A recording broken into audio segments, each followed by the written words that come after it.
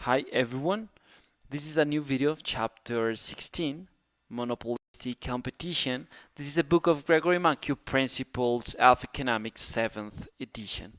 So basically what we're going to talk about here is about the monopolistic competition, and as an example, in order to understand basically how this market works, we can think about the book industry.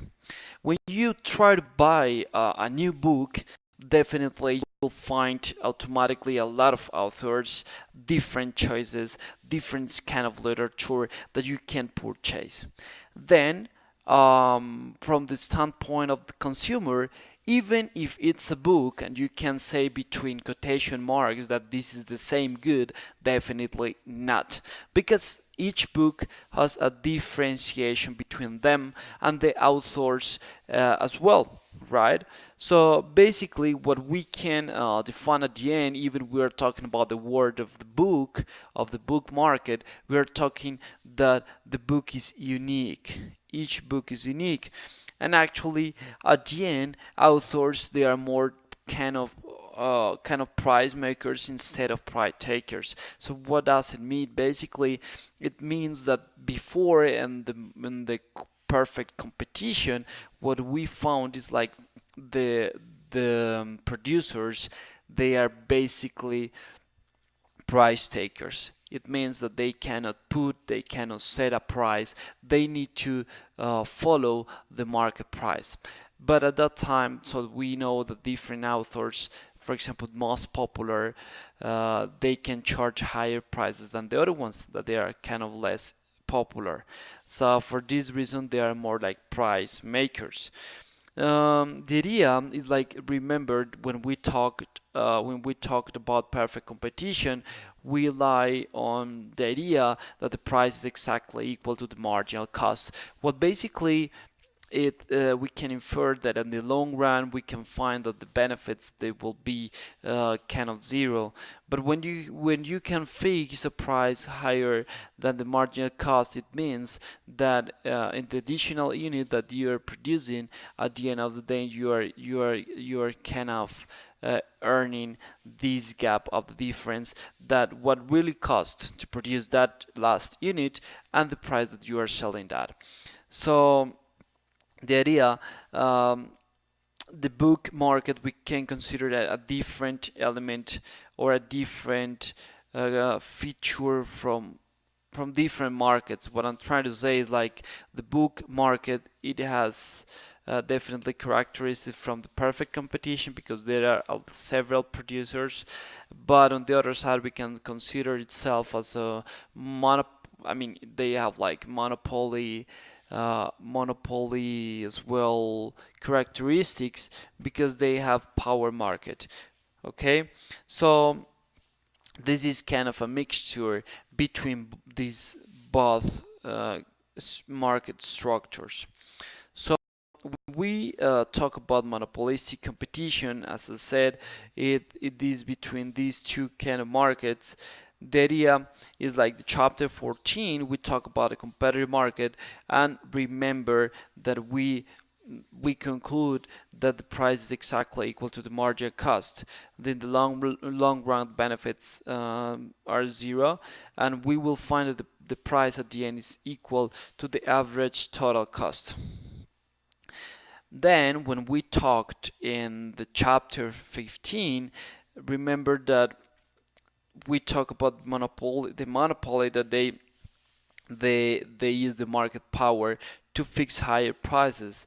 So at the end, it's not social desirable because the monopoly they capture kind of the consumer surplus. So at the end, they take this consumer surplus to the companies, but furthermore, due to the less transaction, higher prices, and lower quantities, there is a dead weight loss, this DWL for society.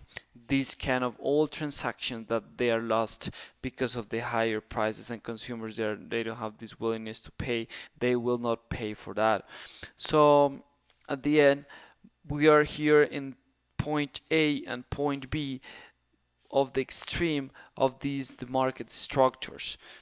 And the idea is like we know that in the normal life we cannot find easily this competitive market or a complete monopoly. So actually most of the markets they have elements of from both. But and the idea the they are not described totally by one of them. So we need to find a middle point between these 2 points where we can really define what's going on with the market that we are talking. So when we know that they have different characteristics from both markets, they make them at the end to the imperfect competition. So this is a new door that we are now opening where we can understand that there are different characteristics from those markets more than monopoly and competitive market. So for example, another market structure that is between this point A and B is the oligopoly.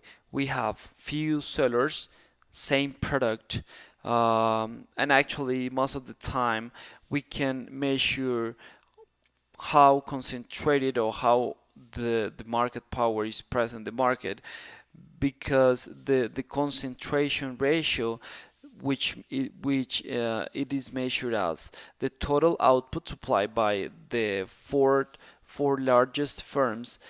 It, most of the time we can consider that if it's higher than the 75% approximately, definitely it's an oligopoly because just few markets or few producers in the market they concentrate most of the market inside them.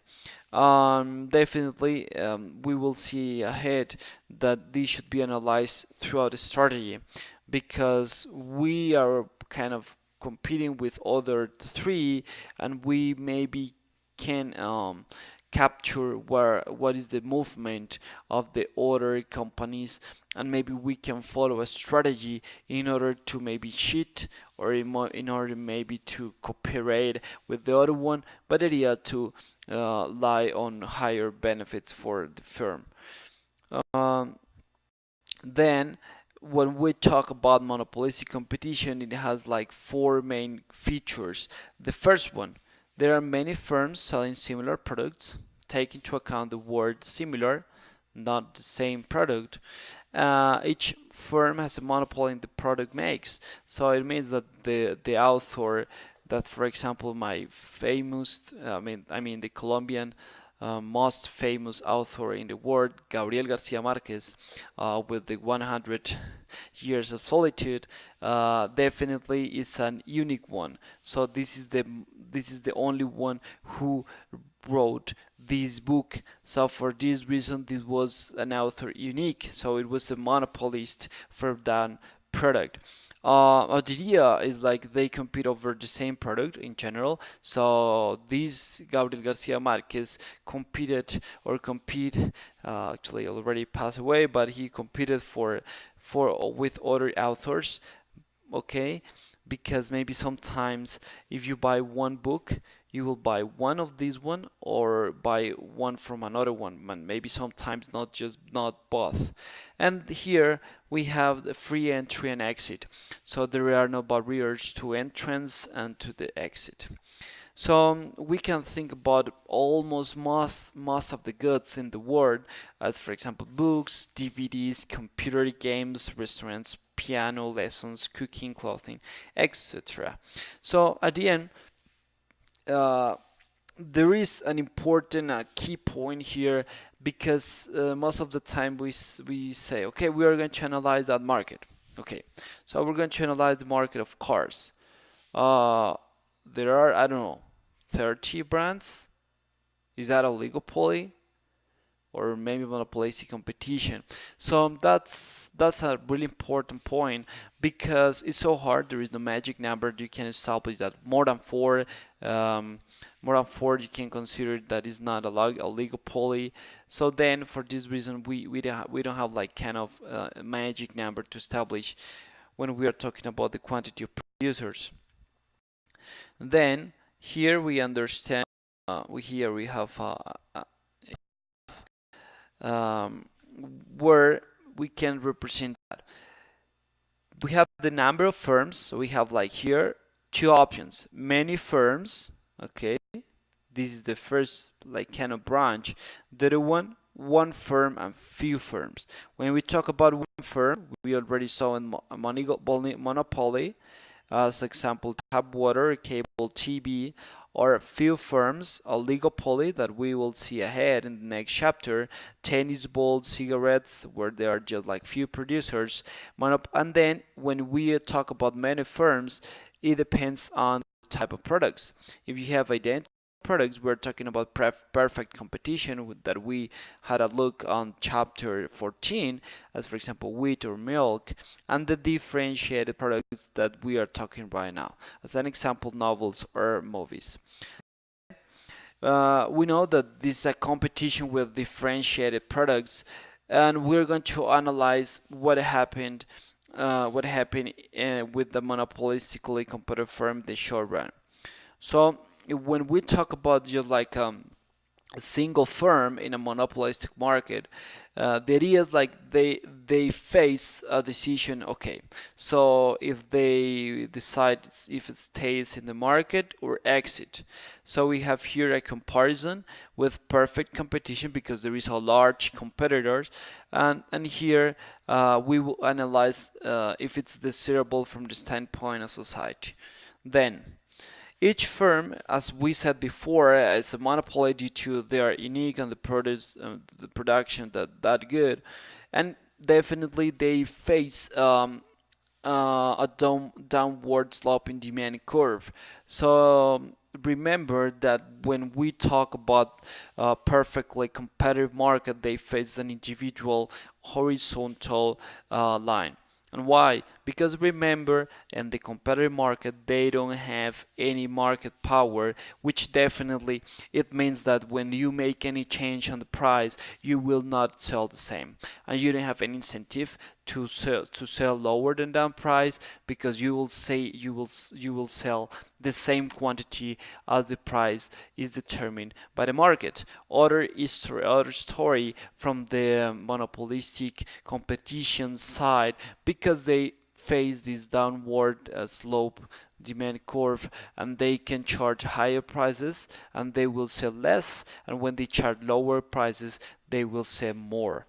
Then the idea is like this feature makes the maximum condition where the marginal revenue is equal to marginal cost, and the demand to determine the price is basically almost the same as monopoly. When we fix the quantity, which is determined when this last unit that you produce, they report as marginal way a zero benefit. So this should be the quantity that you will produce, and in order to determine the price that you will charge, you need to basically kind of put that quantity represented, plug into the demand curve to find out the price. Then basically, we'll see that in the short run, both structures, monopoly and monopolistic competition, are similar. Why? Because there is market power, because there is a down, it means that there is downward slope demand curve, and furthermore, they will define the price when the marginal cost is equal to the marginal revenue, and it should be determined by the demand, the price. Then the idea is we have two different charts here. Here is the behavior of a monopolistic competitive firm in the short run, when we have two scenarios. So we have the first one when there is a profit, and the second one when there are losses. So here we have the y-axis price. Naturally, we have here the quantity. Remember this U-shaped curve, which is the average total cost, which is the total cost over the quantity, okay, which is cut exactly in the minimum, the marginal cost. Why? Because remember, when the marginal cost is lower, it means that the average total cost will be lower.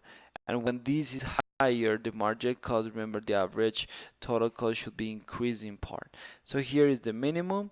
Here we have the demand, which is downward slope curve, and here we have the marginal revenue, okay, which is all the time like with a higher slope than the demand. Okay, then you will fix when the marginal cost equal to the marginal revenue, which should be this point, and this is the profit maximizing quantity, and you transport this one to the price. And then you will find here that at the end of the day, this should be the profits. Why? I'm going to try to say maybe something here to make a little bit more clear. So here is the price that you charge, okay? And here is the quantity, right? So price times the Q, this is the total revenue, okay? Because total revenue is equal to price times Q. Then you have here that this point is the average total cost, right? And remember, if you have the average total cost, which you define as this one, this is the average total cost, and you multiply by Q, at the end you will have what? You will have the total cost. Total cost. So then this one with the circle should be the total cost, okay? All that. So now you have here the total revenue minus the total cost should be the profit.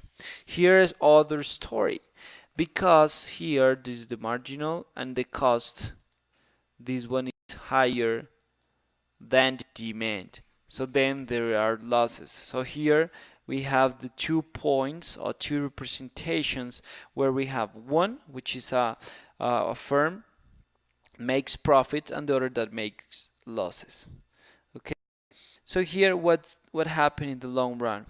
When we have the first situation when the market faces positive benefits, at the end of the day, more firms they have incentive in order to enter into the market. But at the end, more products will be in the market. Then at the end, for each firm, it reduces the demand of each firm on incumbent firms. So basically, firms that they were first, they see how demand curve shift to the left because it reduces, because it goes to another companies, and at the end there is a decline of profits, and then should be at the end zero benefits. The other part, we have the market face a negative profit. The idea, the most kind of rational behavior of that company is that they tend to leave the market. So then at the end, consumers have less products to consume, but they need to consume them. So all firms that stay in the market, they have a shift of demand curve to the right. So then these both mechanisms repeat until each firm makes zero profits. So what is really interesting here is, like, as you see in the short run, we can compare that more with the monopoly market, and when we are talking about long run, it should be more closer to the competitive market. Then the idea is like, as monopoly market, price exceeds marginal cost is provided by the downward slope curve. So the price is equal to average total cost, free entry market, the benefits equal to zero in the short run. So here what we have is the next. So let me see here. What we have here is like, at the end, the demand should be like kind of tangent to the average total cost, okay? So this should be the situation in the long run, and basically you will see here how the income or the total revenue is exactly equal to the total cost, is what happened in the long run, okay? So then we have here the monopolistically competitive firm, the long run, okay, when the price is equal to the average total cost, okay, And then this is the efficient scale. Okay, remember, efficient scale is when the average total cost is the minimum one, is exactly when it's cut by the marginal cost. And then here we have the quantity produced.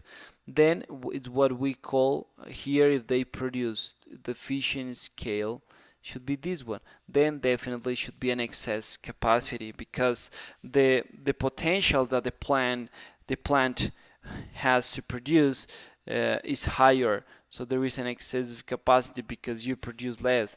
If otherwise the case, a competitive firm, remember the main important difference. This is this marginal sorry, this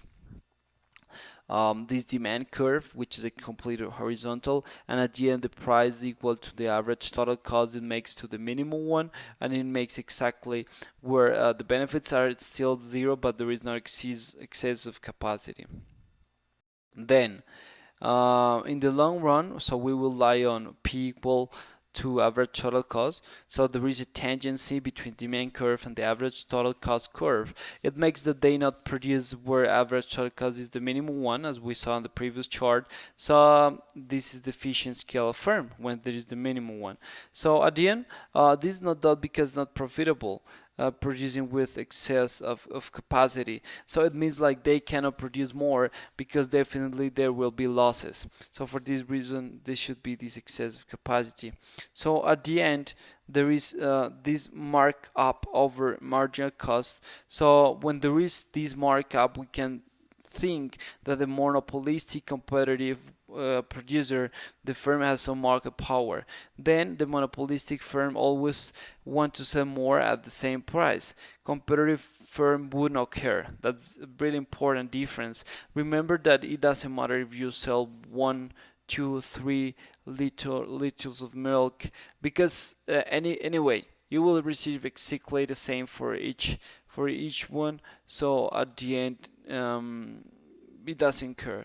But the other ones, you really care about that. So this is an important difference. So the competitive markets leads to efficient outcomes. What are efficient? Where the consumer and producer surplus, they are maximized. The situation monopolistic should be kind of subtle and harder to evaluate, because most of the times we cannot understand how is really the impact on society for this kind of markets. So there is an efficiency definitely, because the markup of price over marginal cost. So definitely should be like deadweight loss in somewhere. So to reduce that deadweight loss, policymakers should regulate each firm. It's almost impossible. You cannot regulate each firms when you have like a bunch of products in the market. It's like completely impossible. So at the end, the administrative burden should be overwhelming. So it's better to just like let it be what the market really can do.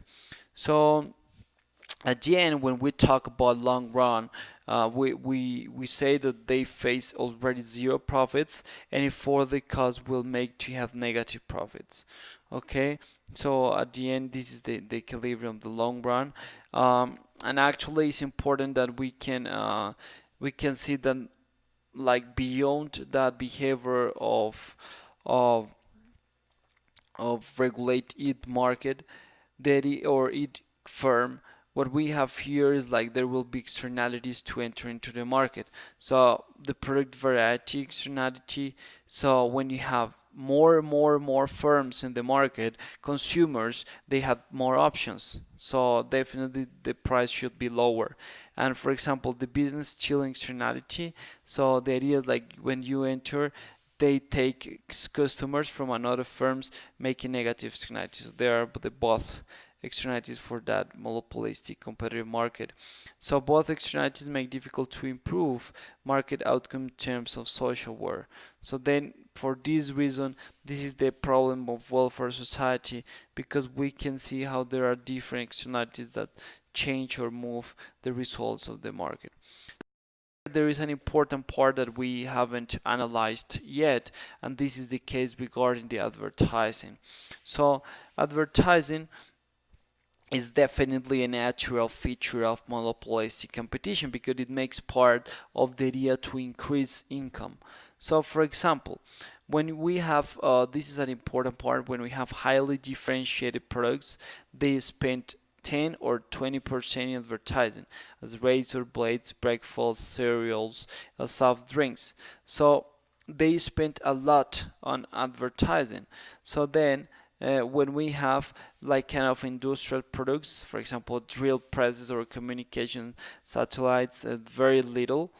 And then homogeneous products as wheat, peanuts, crude oil spend nothing at all. So when we have more differentiation between one product, it means automatically that the firms they will definitely invest more on advertising. So there is a debate, interesting, over advertising because it's definitely controversial. The benefits for that. There is one, the critic one, advertising. They say that basically when they really start to advertise the the products, they start to manipulate consumer taste because at the end is not what really the consumer wants, is what the kind of the company wants that the consumer consume. So at the end, they say that maybe this should be like kind of manipulation.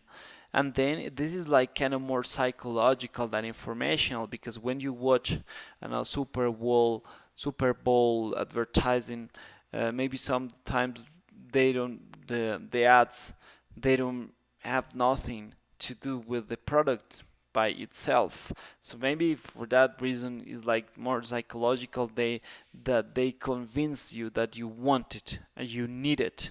Okay, not because that you really want. So, for example, a soft drink commercial with an image that a production can provide to, that product can provide to you, which is unbiased. So, for example, you have a soft drink and you are at the beach with gorgeous women, with music. You are happy. You are, in shape.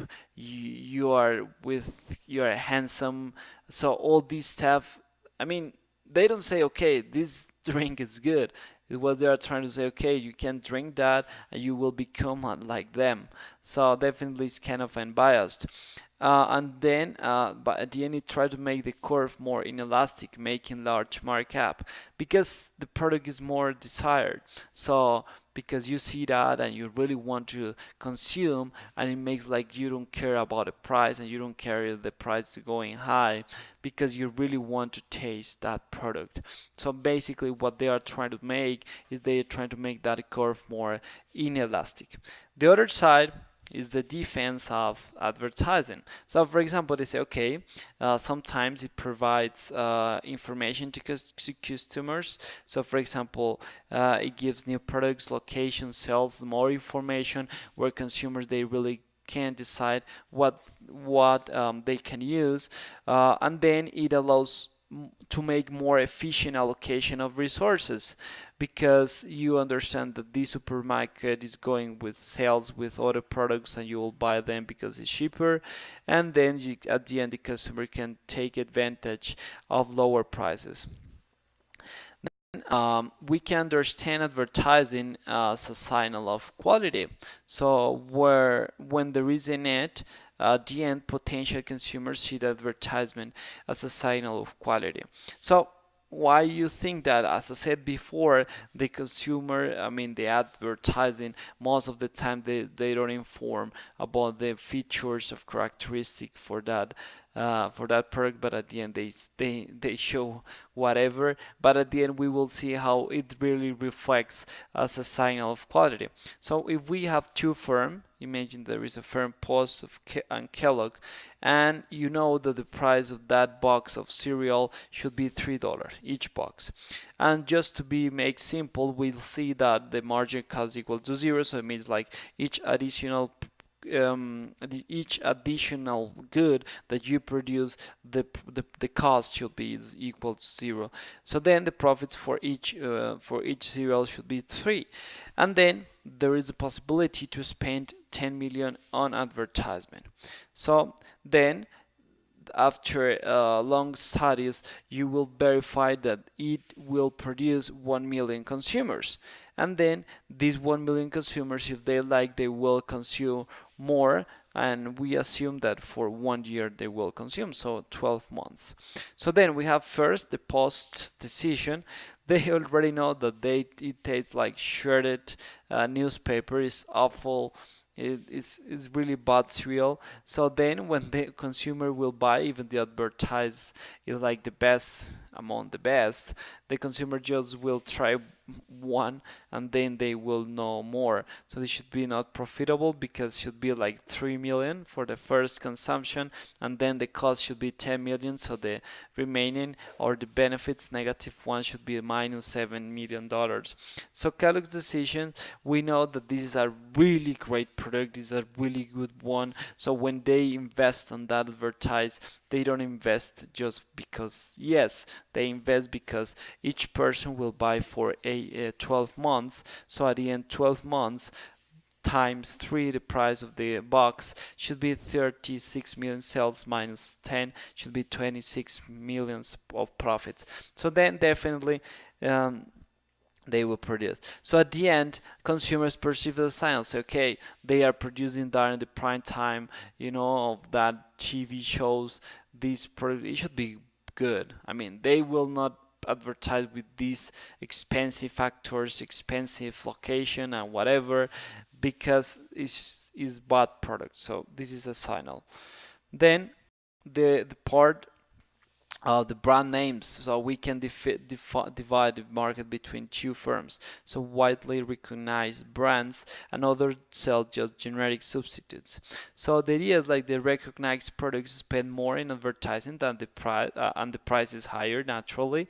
And there are critics for that. So because they say, okay, brand names produce the consumer perceive differences where it does not exist. So they say, okay, they induce you, convince you to buy that, but at the end of the day it's not like more or better than the generic one. So then it should be that these brand names try to make you think irrational in an irrational way. So then the other one is in favor because they say, okay, when you have a brand name, you have a logo or a name, and you say, I don't want to go more for that. I know that this is this brand and this is like a guarantee. So for example, when you are in a noun town comparison with between a McDonald's local restaurant, imagine that you really don't know how the food is there and you're just like driving through and you see a McDonald's and you see a local restaurant. Maybe a local restaurant the quality is like better, cheaper, but because you are there you don't want to take a risk and you say, okay, this is the brand name, I know how the hamburger tastes. It's not the best, but it should be okay. Okay, so then conclusion, we have like monopolistic competition, a hybrid definitely between monopoly and perfect competition. This is considered as imperfect market because there is not perfect information. There are signals as the advertisement, and then it makes difficult to public policy because you need to regulate not all the market, but you need to regulate almost each firm, which the administrative burden is kind of high. Just to take into account this final chart, we have here the perfect competition. We have here the characteristic, which is marginal revenue equal to margin cost, exactly equal. Okay, and they try to maximize profits. Then in the long run, they perceive benefits. Here we have the differences. The perfect competition is price taker. The other one, they have power in the market. Okay, then at the end, because of that, the price is equal to marginal cost. Here the price is higher to marginal cost. And then the producer's welfare maximizes level of output. The welfare is yes, is the only one that maximizes the consumer and producer surplus. And here now, because it has more benefits for the producer.